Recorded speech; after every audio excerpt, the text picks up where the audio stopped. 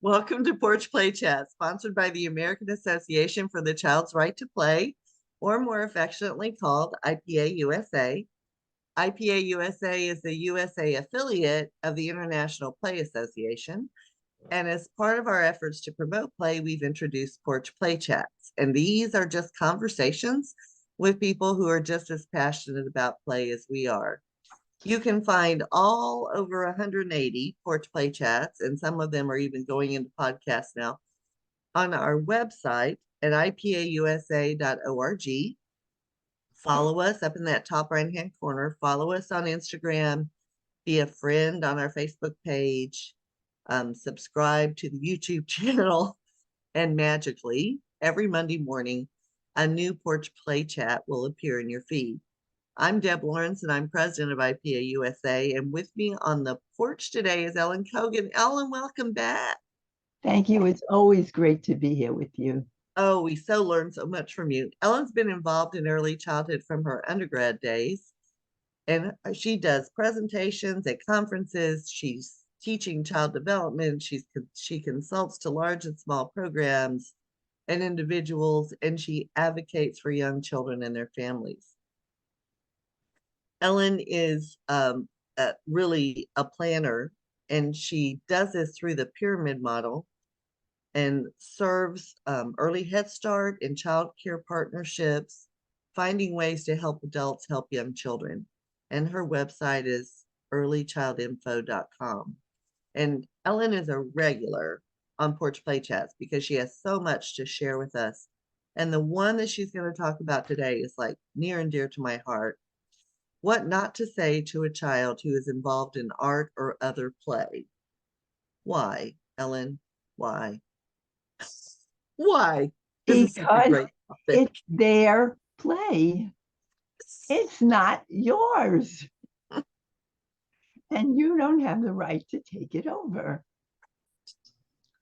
There are also very common things that adults say to children that every time I hear it, it's worse than chalk on a blackboard. The first thing is, what is it? Oh, yeah. Oh, dear. All right. You hung up on it. Phone interruption. That's okay. I'm going to turn mine off too, just to be safe. It won't hang up.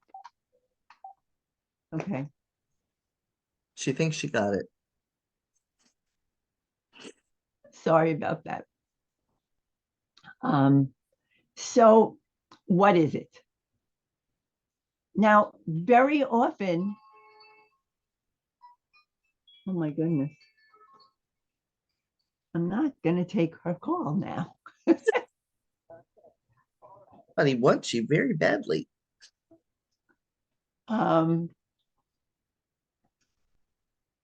So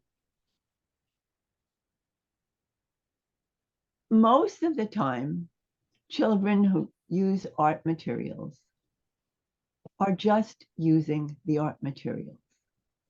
All process. They are not setting about to make something. And when we say, what are you making? Mm-hmm. It puts them on the spot. Mm-hmm. A, they think they have to be making something. Mm-hmm. B, maybe they are making something. Maybe they know what it is.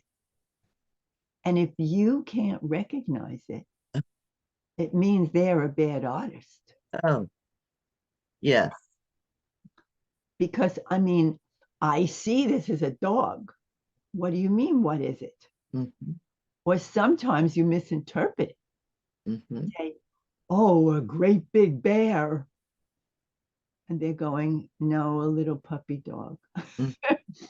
And they feel that there's something wrong with them and their artistic ability. Mm-hmm. And that's the last thing we ever want to do to a child. Mm-hmm. We want to encourage the child. So never, ever, ever say, what is it? Exclamation point, exclamation point, exclamation point. in giant letters, all Yes, capital. all caps. Yeah. So the one that goes with it is, what are you making? Uh-huh. Again, most of the time they have no idea.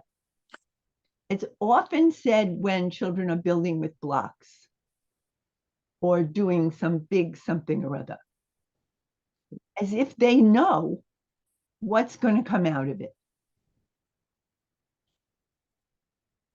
So we put them in a bind, and often they just say something to shut up the adult, which teaches them to lie. Uh-huh. Oh, yeah. Just like now you have to say you're sorry when they're not sorry. Oh, that's a whole other ballgame. Oh my God. But it's amazing. One. It's amazing what we, though, just with it's unintentional. Nobody wants a child to feel bad about what it is that they're making or exploring or building. Nobody wants to do that.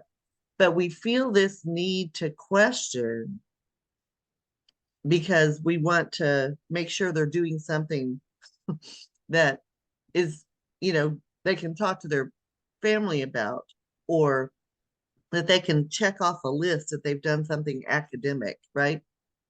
Oh, yeah, yeah, yeah.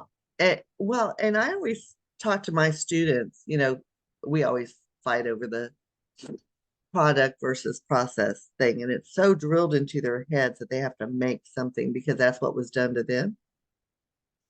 And so I just say, and so are you an artist now? Oh no, I can't draw. Right. And how did you get the idea that you can't draw?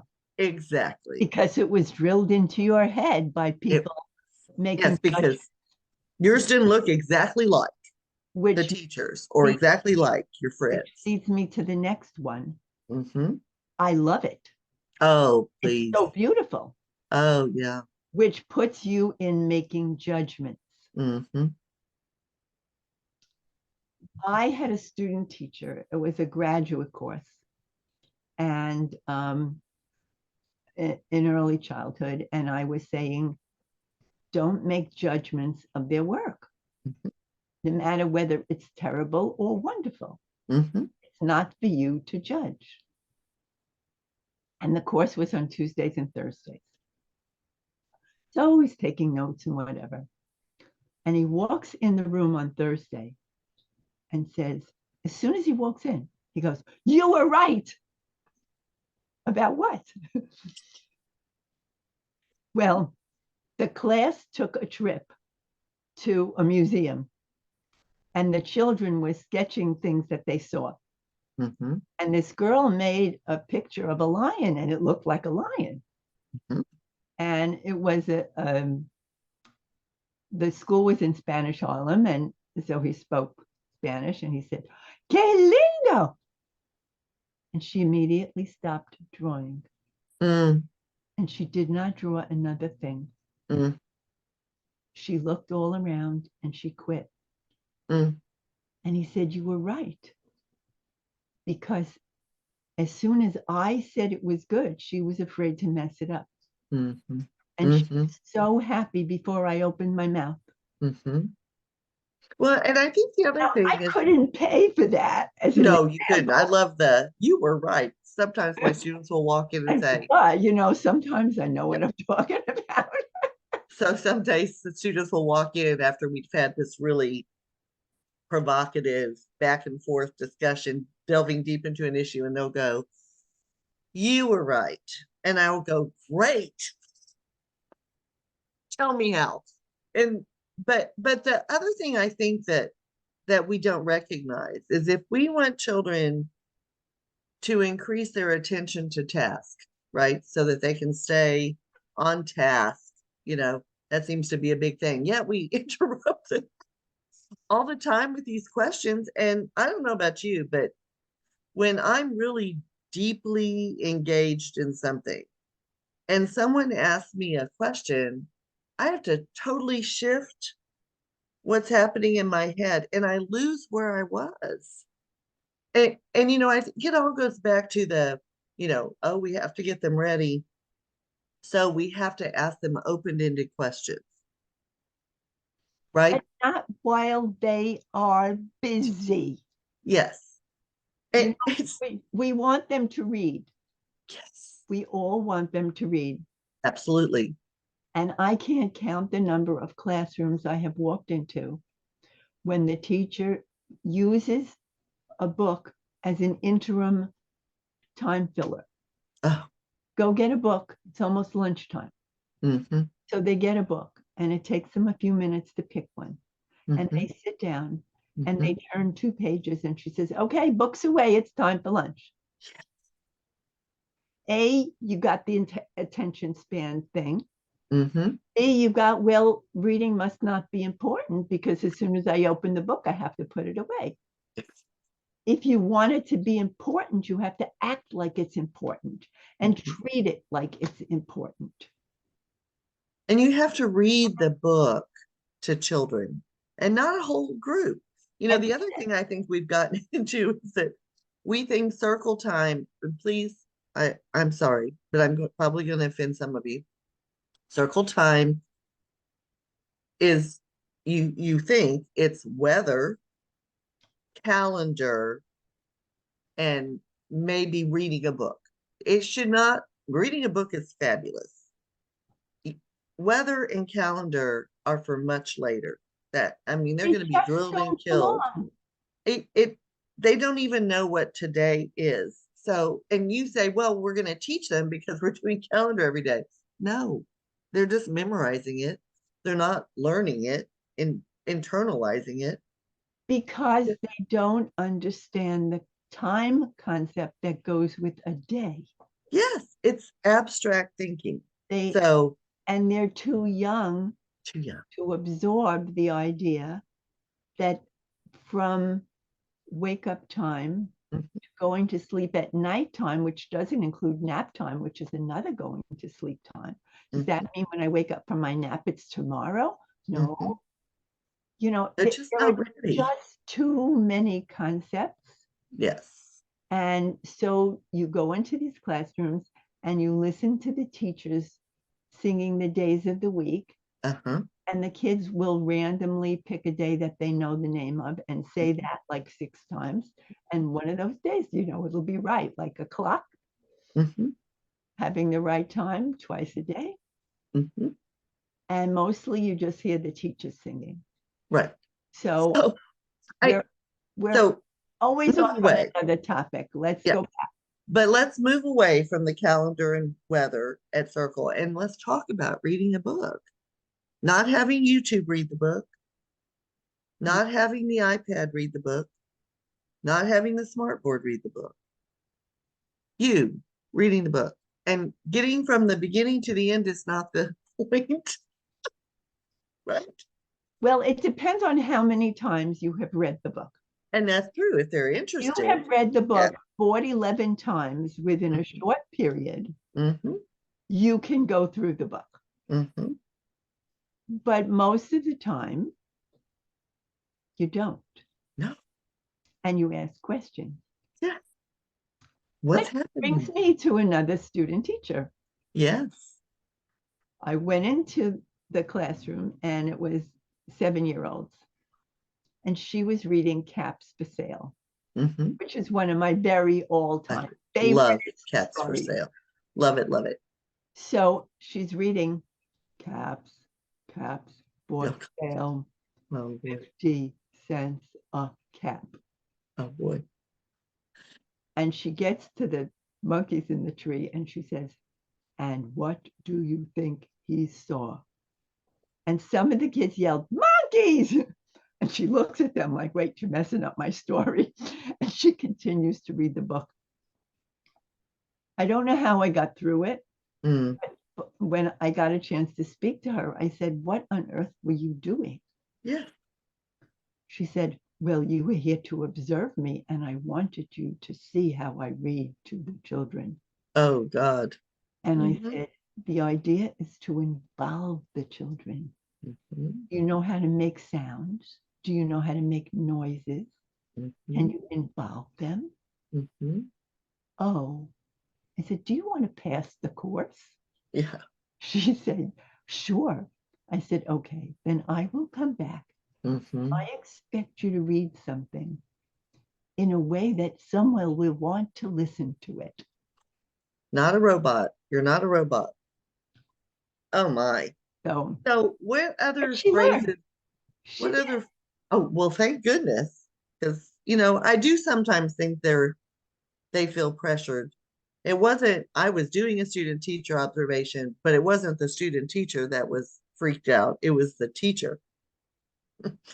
And so I was just there to observe the student, right? And the interactions the student was having and how she was working with young children. But the teacher felt like and I asked the student later, I said, is she always like that? Or was it just me? She said, no, she's always like that. And I said, oh, okay. She was reading a story to a 25 kindergartners. And every time they were excited, she'd say, no, I'm reading.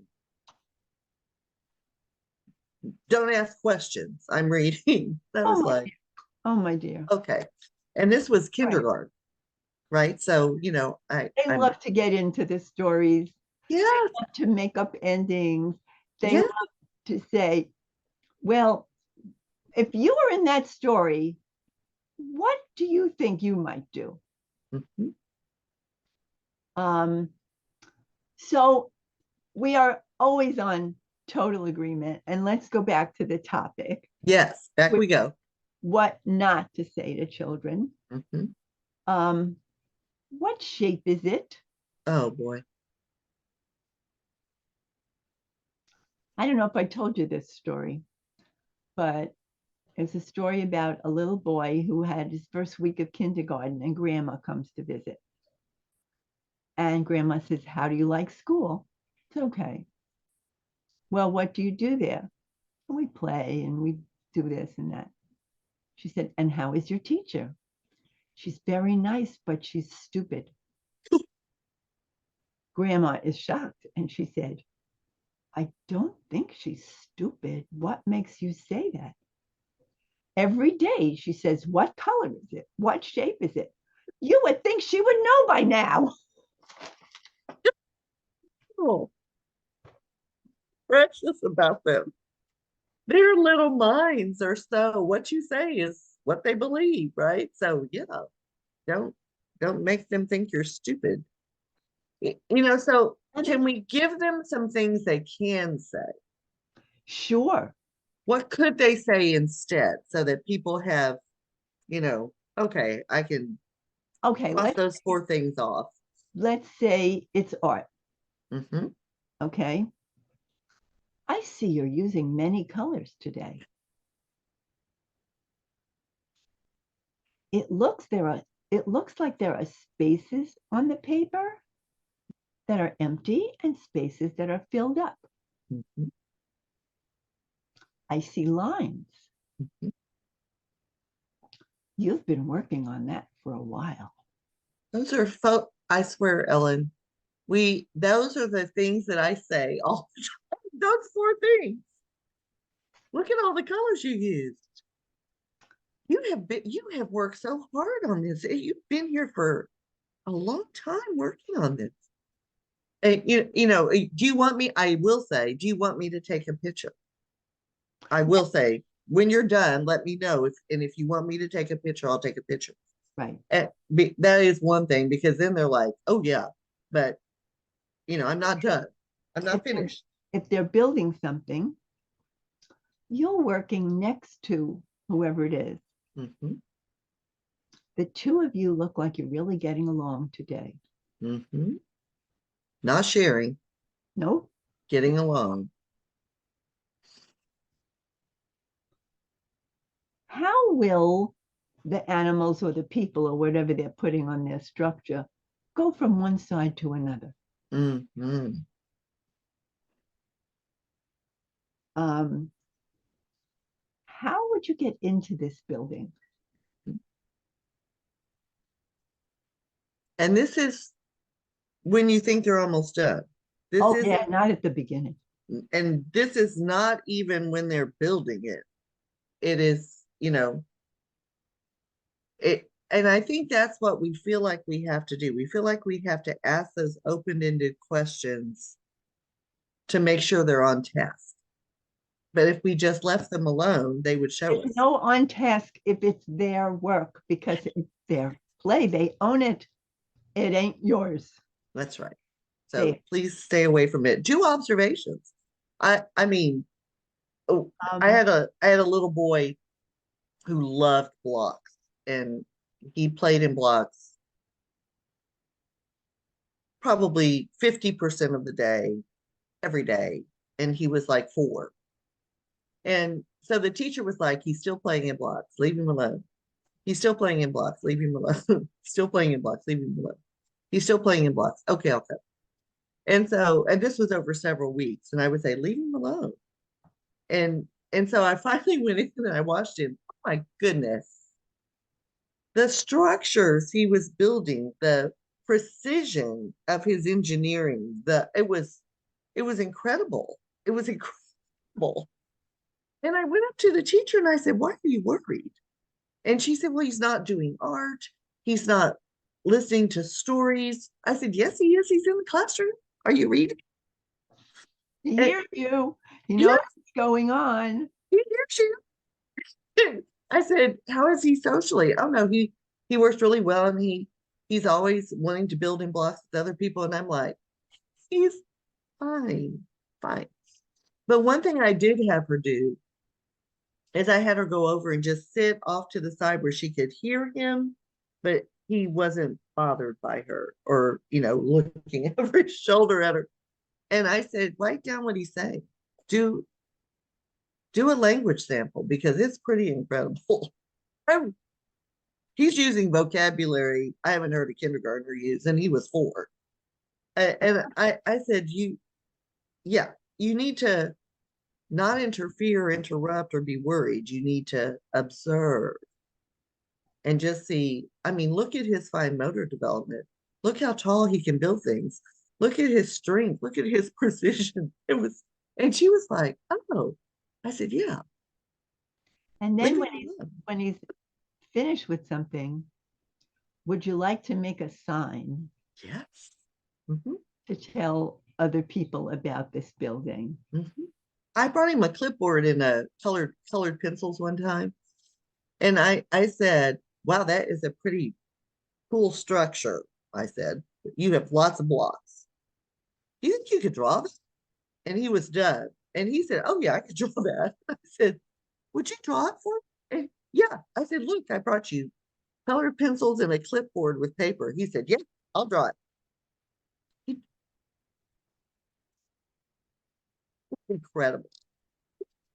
And so that work sample went in his portfolio Yep. of his fine motor skills, his pre-writing skills, I mean, really, whatever they're interested in is where you can assess them through observation, not interference. Well, my favorite slide when I do observation stuff is a Yogi Berraism, Oh, okay. because Yogi Berra always said these amazing things like, if you see a fork in the road, take it. Mm-hmm, mm-hmm, And so he said, you can observe a lot just by looking. mm-hmm. Oh, I love that one. Oh, It's that's my so nice. favorite one. And I say, and that means keep your mouth shut. Just by looking. That is amazing. When you are observing, you just look at what you see and you take some silent notes and you don't put your face in their work. So I want the people who are listening to recognize that when you observe children and are able to document whatever it is they're doing through pictures or photographs or work samples or anecdotal records or running records where you're like a video recorder and writing down everything that's taking place, it is amazing what you can learn about every child. It's amazing how you can pick up on what they're interested in and then you can build on that, right? Instead of, I don't want you to think, and some of you may have these formal assessment systems that you have to do right before parent teacher conferences. No, You shouldn't be doing them the 2 weeks before parent conferences. You should be running doing them every day. all the time. All the time. In the years before there were computers, Mhm. and I had 27 kindergartners in the morning and 27 kindergartners in the afternoon, all by That's a lot. myself. All by yourself. That's a lot. I took a piece of loose leaf paper and I folded it. Mhm. And I put the kids' names on the outside where the pink line is. Mhm. And on the top, I would write whatever it was I was looking for. And so if I would go around the room a few times in each half day, and I would see who was in which center and just Mhm. check it off. And if I saw a child wasn't in that particular center, I would find a way to make it interesting, Mhm. to give the child an opportunity to go into the center, not say, oh, you haven't been in that center this week, you have to do this. Mhm. And if not too many children were in a given center, I knew it was my responsibility to make it more interesting. Right, to change it. Mhm. But the bottom line, I know we're kind of running out of time here. We are. So 5 minutes. So, oh, good. But I wanted to make sure that I emphasize that the whole purpose of all this is respect. Mhm. We want the child to feel that they, as a human being, and their work Mhm. are respected and important to us. Because as everybody knows, the number one thing is relationships. Mhm. Relationships, relationships, relationships, relationships. And you don't get relationship building when you say things like, what is it? What are you making? Which says, I don't understand you. I don't get you. Mhm. You judge them and say, oh, it's so pretty. Or, oh, you made a mess today. Oh boy. Oh my God. The damage that we do with unintentionally. We're not out. We don't wake up in the morning and say, how can I mess up these kids' self-concept today? But we really, because we have everything that people said to us when we were growing up in our little computer brain, sometimes it pops out. And the And other one, the big one, like when they're just about to balance something or they're climbing or they're outdoors, careful. oh yeah. And then everything. Yeah. Yeah. Yes. Oh, Ellen, as always, words of wisdom for the crowd out there. Thank you. So really take to heart what Ellen has been helping us with in don't feel like you're not a teacher if you're not interrupting or asking these crazy questions. And I love the kindergarten story. My teacher is really not smart. She's always asking me what shape this is or what color. That is priceless. I'm using that in my classroom tomorrow. It is priceless because they're literal, and what you do and what you say is what they believe. It's kind of like the really frustrated parent who, if you don't stop doing that, I'm going to put you in the car by yourself or whatever they may say. They really think that's going to happen. And so what you say is what they believe. So please, close your mouth and be thinking first about what am I going to say? And is it judgmental? Or am I trying to get the child to answer something when they're already paying attention and focused? Am I disrupting that? Because that's not what you want. Oh, Ellen, stay right there while I close this out.